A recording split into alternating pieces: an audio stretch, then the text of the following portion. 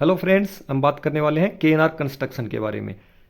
KNR construction infrastructure की एक बहुत ही बढ़िया फंडामेंटल वाली स्मॉल कैप कंपनी है। लेकिन पिछले 1 डेढ़ महीने से कंपनी के जो शेयर हैं वो 15-20% गिर चुके हैं। और जिन्होंने इस कंपनी के शेयर को ऊपरी लेवल पर बाइंग किया था उनमें थोड़ा पैनिक का माहौल है, क्योंकि उनको यहाँ पर थोड़ा लॉस जो है वो हो रहा है। तो ये समझने की कोशिश करेंगे कि शेयर में जो गिरावट है उसका क्या कारण है, और क्या शेयर नीचे की ओर 300 रुपये या ऊपर की ओर 400 या 450 रुपये के लेवल आपको दिखाएगा। तो देखिए, शेयर में जो गिरने का सबसे मेन कारण है वो था प्रॉफिट बुकिंग, क्योंकि ऊपरी लेवल पर शेयर में प्रॉफिट बुकिंग आई है। और पिछले 1 डेढ़ साल से जो इंफ्रास्ट्रक्चर के सेक्टर के स्टॉक हैं वो बहुत ही तकड़ी उनमें रैली देखने को मिली। तो यानी कि इस स्टॉक को जिन्होंने नीचे की ओर बाइंग किया था उन्होंने ऊपरी लेवल पर यहाँ पर अपनी प्रॉफिट बुकिंग की है, इसी वजह से शेयर यहाँ पर थोड़ा डाउन हुआ है। बाकी शेयर में ऐसी कोई खराब न्यूज़ या फिर ऐसी कोई दिक्कत है नहीं जिससे कि शेयर जो है वो गिरे, सिर्फ प्रॉफिट बुकिंग यहाँ पर शेयर में हुई है। तो एक बार देखते हैं कि कंपनी के फंडामेंटल कैसे हैं। ये देखिए, कंपनी का मार्केट कैप है वो 9677 करोड़ रुपए का है, लगभग 9,500 करोड़ रुपए का। और स्टॉक पी देखिए आप, 12.5 के लगभग है। और आर ओ सी ई लगभग 26% के यहाँ पर इस कंपनी की आर ओ सी है। स्टॉक पी किसी भी स्टॉक के लिए बहुत ज़रूरी होता है। स्टॉक पी का मतलब होता है प्राइस ऑफ अर्निंग, यानी कि कंपनी एक रुपया कमाने के लिए कितने पैसे खर्च करती है। तो यहाँ पर कंपनी 1 रुपया कमाने के लिए 12.5 जो रुपये हैं वो खर्च करती है। और इसका इंडस्ट्री पी है वो 36 का है, यानी कि इस सेक्टर की जो कंपनी है वो 1 रुपया कमाने के लिए 36 रुपये तक अगर खर्च करें तो जो कंपनी के पी के हिसाब से वो अच्छा माना जाता है। लेकिन ये तो अपने कंपनी के पी के हिसाब से लगभग 3 नीचे है। तो फिलहाल करंट लेवल पर इस कंपनी का जो स्टॉक है वो बहुत बहुत ज़्यादा सस्ता है। और ये देखिए आप, कंपनी का 52 वीक का लो 237 रुपये और हाई 415 रुपये, यानी कि कंपनी ने एक साल में अपने निवेशकों को लगभग 70-75% के रिटर्न यहाँ निकाल के दिए हैं।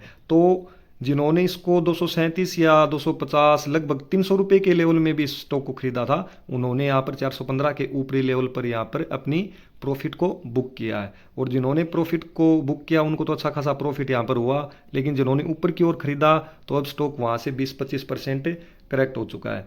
तो इसके गिरने का यही कारण है कि ऊपरी लेवल पर स्टॉक में जो है वो प्रॉफिट बुकिंग आई है। लेकिन वो हर एक गिरावट किसी भी अच्छे शेयर में दोबारा खरीदारी करने का एक मौका होता है। जिन्होंने ऊपर की ओर खरीद रखा है वो यहाँ पर अपनी स्टॉक को एवरेज कर सकते हैं। तो एक बार देखिए कंपनी के प्रॉफिट और रेवेन्यूज को देखते हैं।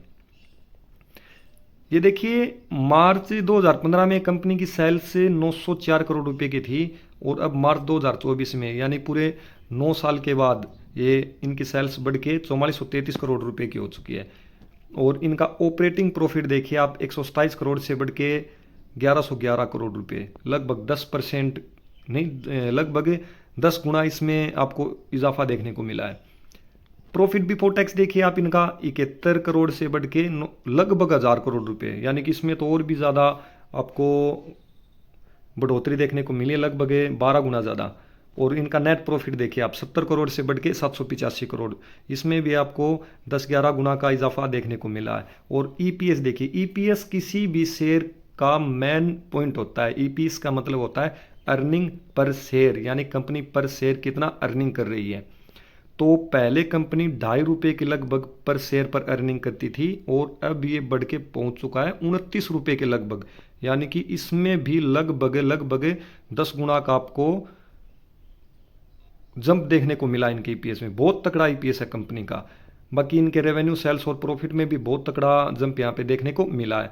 तो ये कह सकते हैं कि जिस हिसाब से कंपनी का ईपीएस, रेवेन्यू वगैरह जो बढ़े हैं उस हिसाब से कंपनी के शेयर्स भी बढ़े हैं। लेकिन इंफ्रास्ट्रक्चर का जो सेक्टर है इसमें आने वाले टाइम में बहुत ही ज़्यादा संभावनाएं हैं, क्योंकि भारत का जो इंफ्रास्ट्रक्चर है वो अभी तक इतना डेवलप हुआ नहीं है। और हमारे प्राइम मिनिस्टर साहब ने कुछ ही महीने पहले एक बयान दिया था कि आने वाले 4-5 साल जो हैं वो इंफ्रास्ट्रक्चर के कायाकल्प के होंगे, यानी कि हमारी कंट्री का जो इंफ्रास्ट्रक्चर है वो नेक्स्ट लेवल का होने वाला है। और उसको नेक्स्ट लेवल पर लेके कौन जाएंगे? ये इंफ्रास्ट्रक्चर की कंपनियां। तो इस कंपनी को बड़े बड़े ऑर्डर आपको आने वाले टाइम में मिलते हुए दिखाई देंगे, जिससे कंपनी का रेवेन्यू, सेल्स और जो इनका प्रॉफिट है वो भी बहुत ही ज़्यादा हाई देखने को मिलेगा। तो कंपनी के जो शेयर्स हैं वो आपको लॉन्ग टर्म में 1,000 रुपये के प्लस भी देखने को मिल सकते हैं, इसमें कोई बड़ी बात नहीं है। और एक बार कंपनी के जो शेयर होल्डिंग पैटर्न है उनको भी चेक कर लेते हैं। तो ये देखिए प्रमोटर्स के पास कंपनी के जून 2022 में 51.63% शेयर थे और अब ये थोड़े घटे हैं 3% के लगभग, जो कि अब 48.81 हैं। एफआईआई के पास 5.73% से बढ़ के 8.18% हुए हैं, यानी कि जो स्टेक प्रमोटर्स ने सेल किया वो यहाँ पर एफआईआई ने खरीदा। और डीआईआई के पास देखिए आप 33.28 से घट के हुआ है 30.75, यानी इन्होंने भी लगभग 3% है जो अपना स्टेक वो सेल किया है। और पब्लिक के पास देखिए आप 9.36 से बढ़ के 12.27, यानी कि जो प्रमोटर्स ने बेचा वो एफआईआई ने खरीदा और जो डीआईआई ने बेचा वो पब्लिक ने खरीदा। लेकिन पब्लिक की होल्डिंग अभी भी शेयर में न के बराबर ही है, लगभग शेयर के 88 से 90% जो इनके शेयर्स हैं वो प्रमोटर्स और एफआईआई डीआईआई के पास ही हैं। देखिए किसी भी कंपनी में पब्लिक की होल्डिंग जितनी कम होती है वो उस शेयर के लिए उतनी अच्छी बात होती है, क्योंकि सबसे पहले अगर किसी स्टॉक में करेक्शन आती है तो पब्लिक ही पैनिक में आके उस अपने स्टेक को जल्दी जल्दी बेचती है, तो जिससे और ज़्यादा कंपनी में जो है वो प्रेशर, सेलिंग प्रेशर बढ़ जाता है। लेकिन यहाँ पर पब्लिक की होल्डिंग न के बराबर है, तो कंपनी के जो शेयर होल्डिंग पैटर्न है वो भी बहुत ही बढ़िया है। तो ये कहा जा सकता है कि आने वाले टाइम में ये शेयर आपको नेक्स्ट लेवल 1,000 रुपये प्लस के लेवल आपको दिखाएगा। बाकी मेरी इस शेयर में किसी भी तरीके की कोई बाई और सेलिंग रिकमेंडेशन है नहीं। तो आप इस शेयर में लॉन्ग टर्म के लिए अपने खुद के नॉलेज के हिसाब से या खुद की रिसर्च के हिसाब से इसमें आप लॉन्ग टर्म के लिए इन्वेस्ट रह सकते हैं। धन्यवाद।